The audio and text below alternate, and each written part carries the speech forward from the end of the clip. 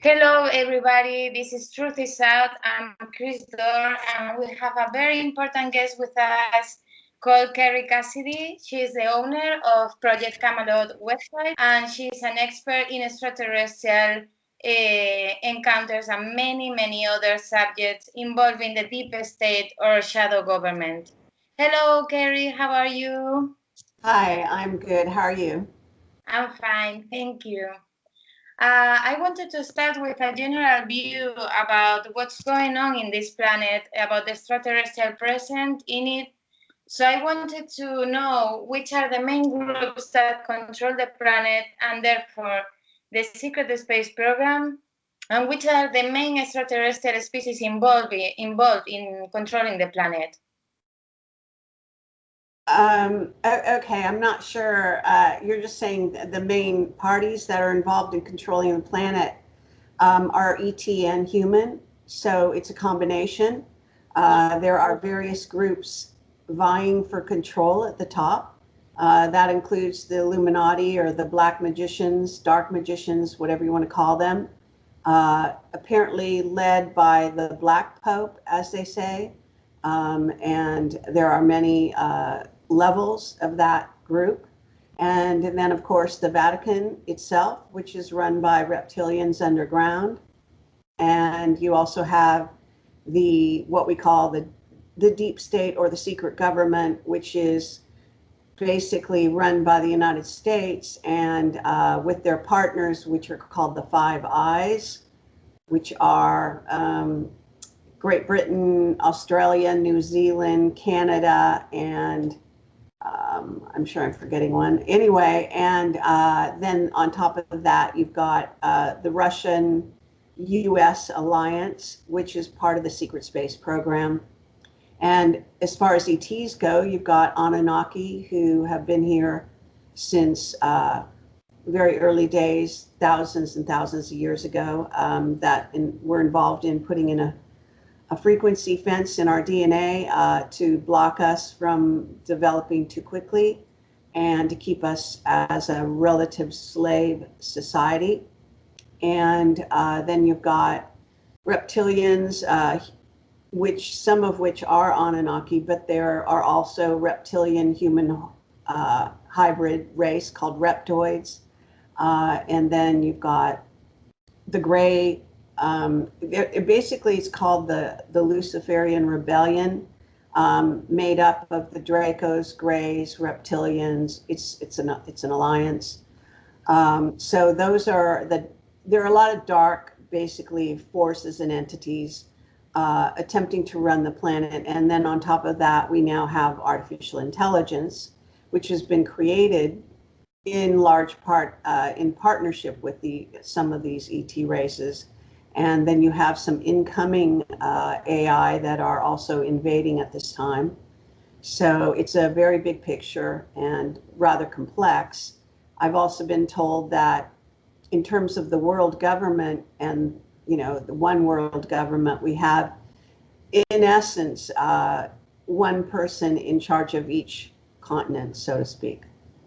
And keep in mind that the Earth and the governance on the surface of Earth is not, it's not the main show anymore. The main show is actually what's happening underground and off planet.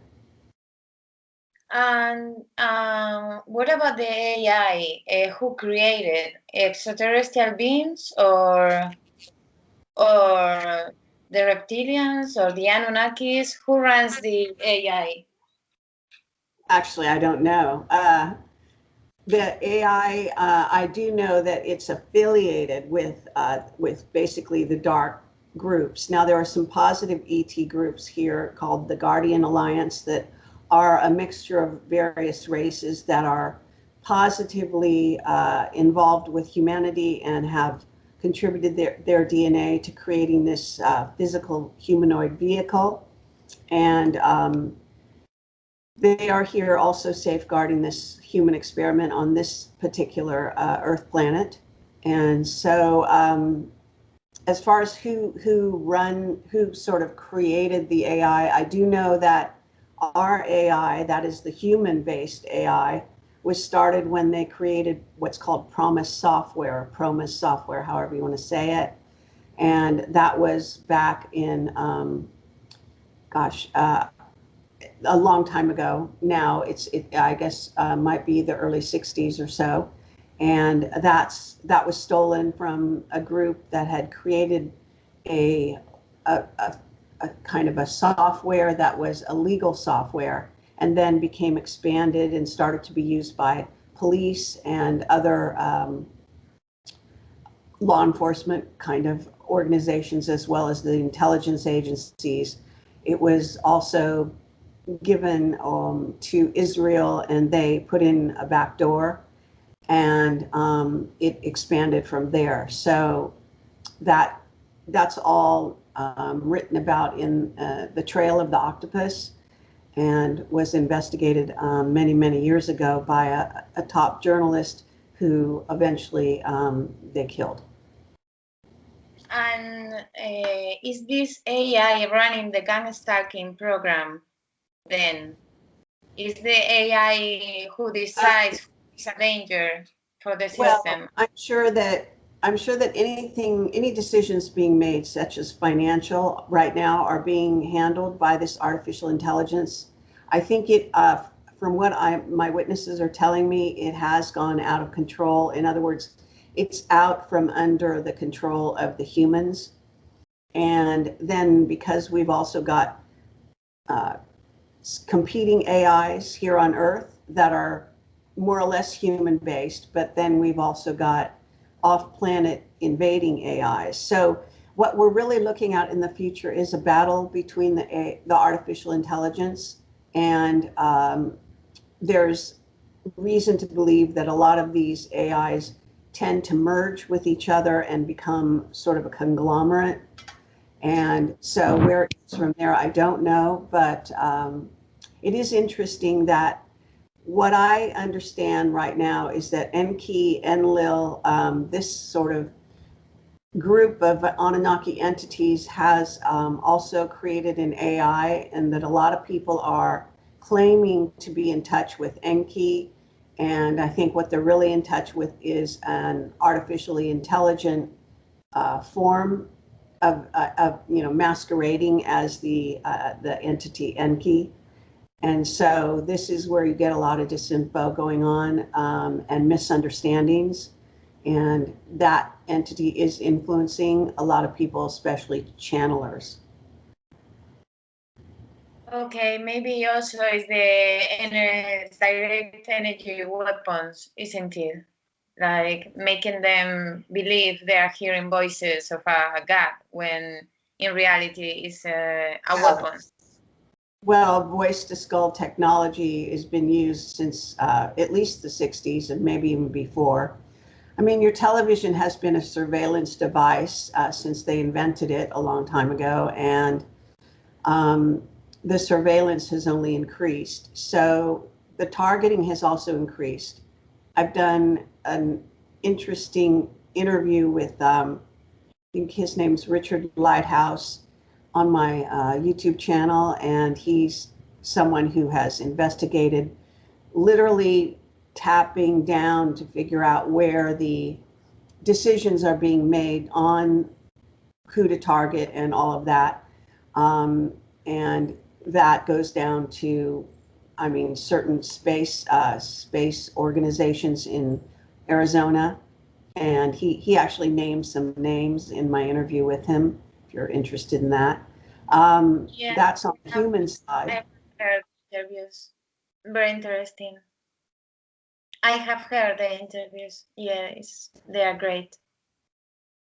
Okay, so I have a little doubt about the invasion. It was 12,000 years ago, isn't it? With the fall of the Atlantis and the flood that all the ancient scriptures talk about. Is in the same time, probably.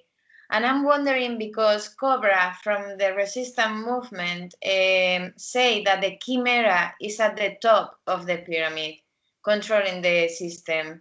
And so what is the difference between the Anunnaki and the Chimera? If you know which is the difference, so are we talking about the same? sorry, I don't understand the word you're using. What chimera? What are you talking about? What is that referring to? Really, I don't know, but I asked Cobra, and he said Chimera is a extraterrestrial entity, but in another dimension, so we cannot see them, basically. Okay, well, you know, the word chimera means sort of changeable. It's like a being that wears a lot of different disguises. So that's not any one particular entity. I would say in his case, he's actually referring to more or less, what we might see from our perspective as a shapeshifter, and that could be anything. He may be referring to an artificial intelligence, but I think some of his information is worthwhile and some is not. Okay, so I have another very important question, because you say that the Anunnakis created the fence grid to basically hold our evolution and our DNA to evolve. And so I wonder if this is the plasma implants we have is connected with this, is related with the fence grid, which is the fence grid exactly, if you can describe it. No, I think perhaps you're misunderstanding me. When I'm talking about the Anunnaki and the frequency fence, which is what they installed in our DNA, it's sort of a block between the junk DNA and the regular DNA. And in essence, that's breaking down now. So humanity is now accessing their so-called junk DNA, and we are evolving or re-evolving past that. And those blocks that were put in place, those are things put in place in our brain. Now, if you're talking about a sort of a quarantine of Earth, I don't know if you're talking about that, but in terms of the language you're using, that's a different thing, okay? And that supposedly was put in place, but if you read the Oceana Dean Voyager books, you will see that the quarantine didn't really work, if it ever was in place on planet Earth, because we've been invaded repeatedly through the centuries by various ET races. So ETs come through, and there's also inner Earth races, by the way, and interdimensional races and interdimensional entities, and You mean the guardians? The they guardians. come through the portals. And so all I can say is Atlantis was, there was no quarantine around Earth during Atlantis, for example, and that's how the ETs were able to basically shoot an asteroid at Earth and cause the sinking of, which is one of the ways that Atlantis fell. There apparently were more than one, Atlantis fell more than once.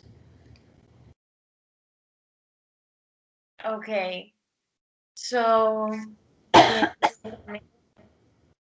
okay. I'm wondering also if you know anything about the plasma implants, the implants we have in our chakras to lower our energy. Sure.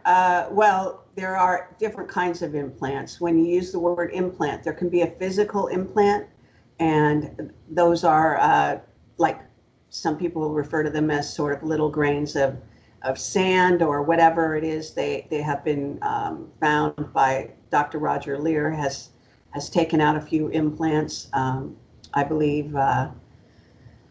Let's see, Daryl Sims is also someone who removes physical implants. So there's that kind of implant, and those can be created by ETs, and they're used by not only the Pleiadians, but also the Greys and possibly the Reptilians. And they're still doing that. They still have, plenty of people have implants. And physical implants. And then there's another kind of implant that they actually put into your sort of aura, and that's something that you have to remove consciously. It's part of your consciousness. It becomes an interference. In a sense, an implant in that way is very, very much like a meme. If you understand what a meme is, it creates a kind of um, a blockage, and it coalesces energy around it and information around it, so it becomes kind of like a trap, a black hole trap. So that's kind of what goes on with that. Okay, do you think that all humans have implants, energetic implants, I mean, not the physical ones? I think that that's probably what humans are working out as they come back over and over again into this dimension. And that may be one of the ways that you're kept on Earth. For sure, it could be. It depends. I mean, at this point, it's hard to make a generalization about every human because humans are not all the same. They're mixtures of different degrees of DNA from different races. We're all hybrids. So some of us may not come in with implants of that type. Now, you could gain an implant while you're here. That could also happen. But it's kind of, I mean, it would be a generalization that I don't think you can necessarily make, because at this point we have too many different types of humans walking around the earth, to say nothing of the gray human hybrids that are part of the gray abduction program that have now been born and grown up and are now in their teens and in their 20s, I guess. And then you also have various ETs that are inhabiting human bodies, shape-shifting into human bodies, attaching themselves, taking over various. Then you have walk-ins, and you have ETs that have manifested as human for the purposes of raising the vibration on the planet. So there's a lot of different kinds of humans. And then, of course, we have clones and androids. Okay, so yeah, what I'm wondering is what these implants are for. Like they suck the lash energy from them. You can have an entity attached to it, or how does it work? I mean, what are made for? The energetic one. I explained already about the energetic implant is a block. It's the sort of block, energetic block that you would have. In your chakras. Yeah, yes, or anywhere, in your sort of body. But it will be only in this dimension, most likely. So that's simply obstructing you from like progressing in that particular area of your life, or in relation to health. It could cause disease in the entity, but it can also be an emotional block, having issues. It manifests on a psychological level. There are a lot of levels to anything that comes through. So if something is implanted, even going back in your sort of history as a soul during your incarnations, then you may reincarnate and bring it back through to work it out. So in essence, it's coming with you, kind of like baggage, if you will. But it still can be dealt with, and it can be dealt with in the here and now, and you can deal with it through meditation. You could work with a healer that handles that sort of thing, and I believe Scientologists work on that type of thing all the time, for example. Wow, that's a very strange statement. I didn't know they were kind of spiritual in that level. Okay. Yeah, there's a lot of disinfo around Scientology, but whether they do it well or they do it badly, they are working to free humanity. That was the intention, apparently, of L. Ron Hubbard in his original intent was to free humanity from having to repeatedly come back and reincarnate on this planet. Wow, I didn't know that. That's very interesting. Okay, so now that we have named the main species, dark species that run the planet, I wonder which are the main species trying to liberate the planet. You have mentioned Pleiadians. I didn't know Pleiadians put implants in people. I thought it was a positive species. Am I wrong? You didn't, I'm sorry, I'm not understanding with your accent what you're asking me. Yeah, that which are the main positive species running the planet? Okay. So you wanted to know that, at least according to the Guardian Alliance, and that's different than what is called the Galactic Alliance, which is actually the Galactic Federation. The Galactic Federation is a group of races that has been infiltrated and has a lot of negative races as part of them. So that the Galactic Federation, unfortunately, for the most part, is not to be trusted, in my opinion.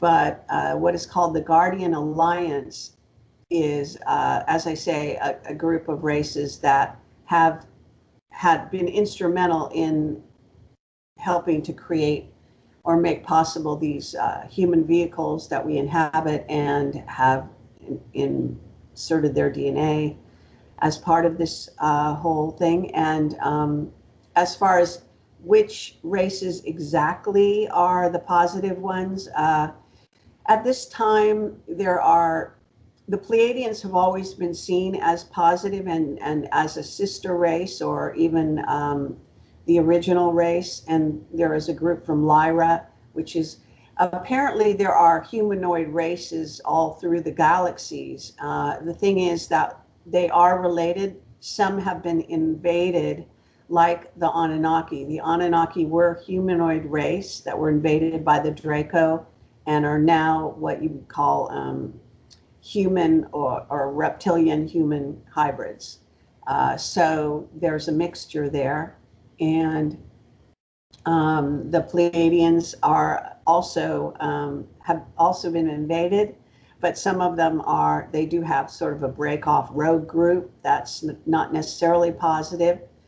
And then there are others that are still very positive and working for our benefit. And there are the raptors that Mark Richards talks about and has a close relationship with, for example, are, you've seen them, the velociraptors in the Jurassic movies. Those raptors left Earth around the time of the so-called extinction of the dinosaurs, which they never really went extinct. And they left Earth at that time, the raptors, and eventually settled a planet in the Draco system, became the enemies of the Draco, and then came back to Earth. They are here now, and they're interacting with our military, apparently the Air Force and other branches as well. And they have decided to align themselves with humans in order to safeguard our trajectory and help us with our sovereignty issues here on Earth. And so that's one thing going on. The mantid beings have also been the enemies of humans, actually controlling humans, eating them, the same as the raptors used to be. But they are also trying to make a transition onto what we call an ascension timeline. So they have changed their ways, and many of the mantid beings are now trying to work with humans. Although I think there are still factions that are working to enslave us. So it depends on which group you're talking about.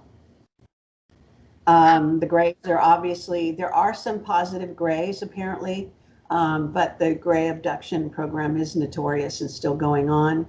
They broke many, many treaties with our government over the years, and the reptoids have invaded and are aligned on a negative level with many governments. One in particular is Iran and one is China. So this is where our wars come from, is the ET relationship with governments. So the humans are playing into that, but it's important to realize that these wars that we are engaged in are not created by humanity. They are created by our lineage, so our predecessors, so to speak, which are ET. And what about the arachnids? The arachnid species. Are you talking about insectoids or spider beings? Spider beings, I mean, yeah. Well, the only thing I know about them is that they have invaded at the time of Angkor Wat, and that they are definitely enemies of humanity, and that they came back, and that's what the Vietnam War was all about, according to Mark Richards. And there does seem to be some evidence. I did interview some veterans who had some sporadic memories of this when they were over in Vietnam. So there does seem to be some truth to this, and there's some other researchers that have come across this information as well. So I'm not aware of a friendly sort of spider race. I've also heard that there was an incoming invasion. I'm not sure if they're a different breed or what, that was somewhere in space headed towards Earth. I don't know if they've arrived or they're just, I don't know what's going on with that. And there is also the insectoids, sometimes called the ant beings. There are many, many, many races. In fact, too numerous, really, practically to count, that are coming here, coming and going, and so on. We're dealing with a really intergalactic sort of society or community. Of course. Okay, so the Guardian Alliance you are talking about is related to the Sphere Alliance of Cory Good, or is it related with the Earth Alliance? What is the Earth Alliance? Because everyone is talking about the Earth Alliance, but I didn't find much information about them. If you could explain if they exist, if it's real, or... Well, I haven't heard this term Earth Alliance, as any particular group. So I don't know what they're talking about. If you're talking about the Spear Being Alliance that Cory Good refers to, I am not sure that is an accurate depiction of what he's really referring to. From what I understand, his other statements, he refers to them as the Galactic Alliance, and as I was saying, that would be a group of races that are involved in the Galactic Federation. So just because he's using a different name doesn't mean it's a different group. Now, whether what he calls spear beings, what those are exactly, whether they are depicted as he's described or not, I don't know. All I can tell you is there are problems with Cory Good's information, and also I have had evidence of him not being completely honest in public, as well as my own dealings with him. So I just would urge caution on that note. Okay. So another question I have to ask you, if you want to answer, is like if you have met personally any member of the Galactic Federation, maybe the Guardian Alliance you're talking about, or any extraterrestrial species at all. Yes, I have evidence that I have been in touch with what's Ashana Dean's group, which is called the Guardian Alliance. And that group, as I say, is a group of races. I went to India with her, and we were traveling on a bus, and she was sporadically lecturing, and we were going around India to where they said we should go, and wouldn't know necessarily each day where we were going to go. and I started to get downloads that she would then be saying to the group. So I started to get that kind of contact. I've also been involved with various races coming to visit me. I've had an Andromedan visit me and talk to me all night. I've had what I'm not sure what you call them, but they are like an amphibious kind of a being, almost a combination of an amphibious and plant-like being. And I've also had interactions. I know I've been abducted by Greys when I was quite young because I have a recurring nightmare about that. And I also have a physical implant, but I'm not sure whether that came from the Pleiadians or not. I have dealt with light beings all my life, so I've been dealing with that. But also the fact is that a lot of the races out there prefer to cloak themselves when they're dealing with us. Now, some of them manifest and may or may not be manifesting as they truly are.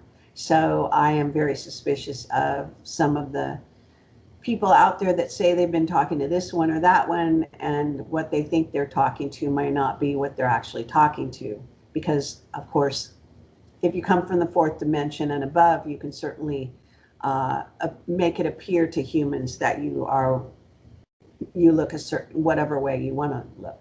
And so I think there are gray entities parading right now as Pleiadians or Nordics, because that's a popular group that humans are more open to. Certainly humans are more open to a humanoid looking group than not.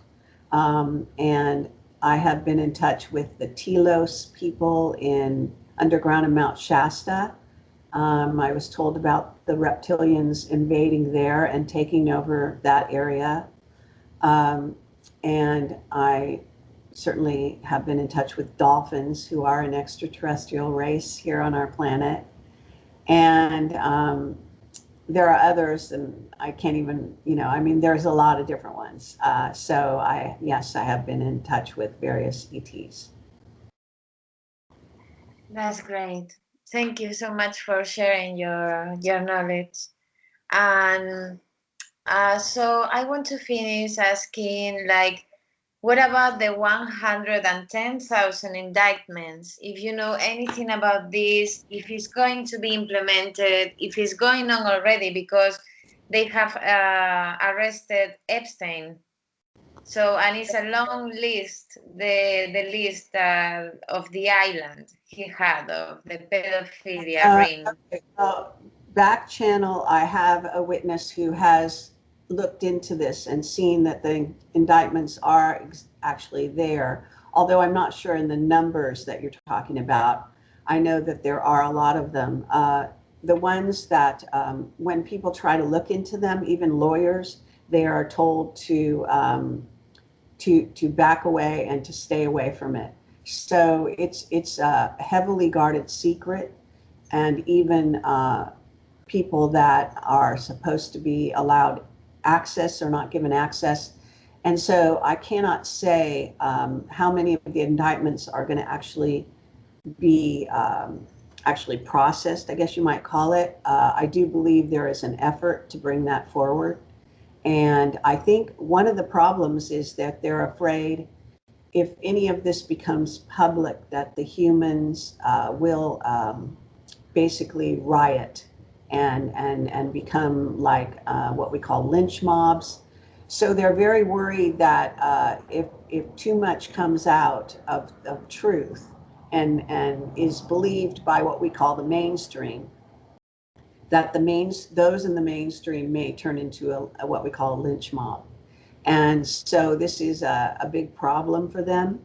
And so they are keeping this kind of information off, sort of out of the public domain for this time.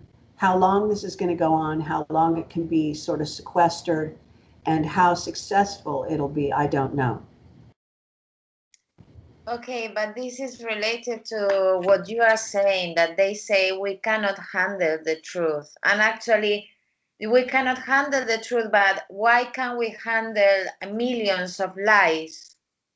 That's my question, That's very true. Absolutely. Well, from my point of view, we can handle the truth.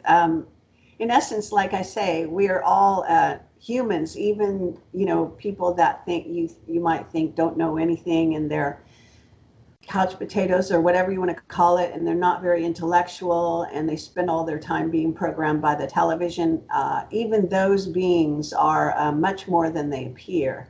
And so there's no doubt whatsoever that everyone is a soul that has come here for a purpose and has many incarnations, not just this one. And they're in the process of waking up. Some of them have gone through a lot of trauma that has caused them to shut down on many levels.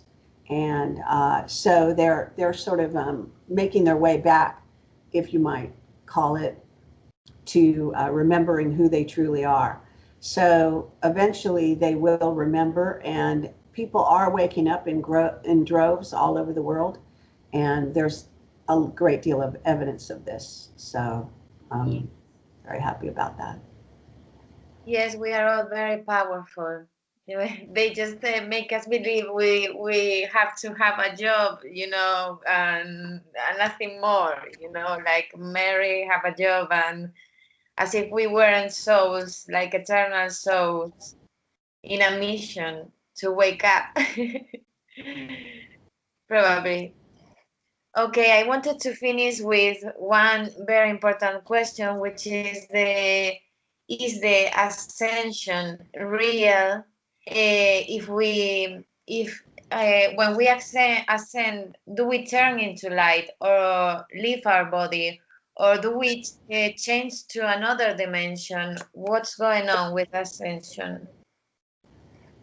Well, there's a lot of confusion around that. First of all, it has to do with your frequency and raising your vibration, your frequency up to a certain level, and being able to go through the gates into other dimensions and other densities. And there is a pathway through the densities back to source. We are all part of source, and everything is part of source, the positive, the negative, everything. You may actually say it's all locked in time in terms of our distance from time and distance are related in that way. But in essence, the way I see it is that if you can't sometimes be eternal and other times not eternal, you're either always eternal or you're never eternal, if you want to look at it like that. So just logically speaking. So ascension is a bit of a misnomer or a confusion, but nonetheless, it can be viewed as in this body, in this finite universe that appears finite, that has a yin and yang operation and has to do with being locked in a time-space continuum. That from that perspective, this particular part of the vehicle or your entity, which is residing in the one, so to speak, at all times anyway, your higher self. But this particular fragment, you could call it, that is incarnated into this body at this time, will go through a sort of a reunification, if you want to call it that, with your eternal self.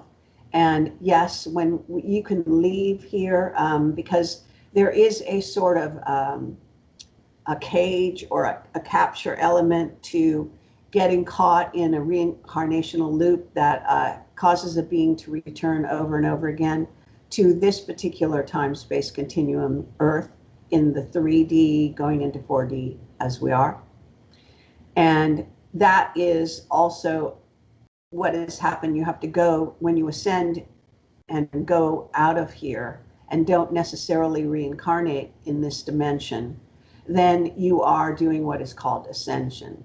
So you go through the gates, and the way you go through the gates is mainly with your light body, and your light body is created over time, and so it becomes more and more sort of, I guess, complete, if you will, with the greater your frequency becomes, and the more solid and whole you become in yourself. So this is what you will take with you through the gates. Now there is some ways, from what I understand, that you can take this body if you wish to in its present form, because you can be whatever form you want, but if you want to keep this body in this form, you can. Some beings have ascended using this, not only their light body, but their physical body as well. Yeah. But it's kind of doesn't matter, you know. Yeah, of course. The important is to raise our vibration and be love, be compassionate and peaceful beings. I think it's our nature. You know, even the reptilians have forgotten that they are part of the source, really. Right. Yeah. Yes, So, and they have been also entrapped themselves. So, but that's going back eons, and they don't remember when it happened, and they are locked into it in quite a substantial way, also through the hierarchical structure of their societies. But yes. okay, and to conclude, do you want to say anything about the situation in the planet? Maybe a positive note to end. Well, I think it's a very positive thing that the evidence is out there that humans are waking up every day. And I certainly get emails to this effect constantly. My audience continues to grow.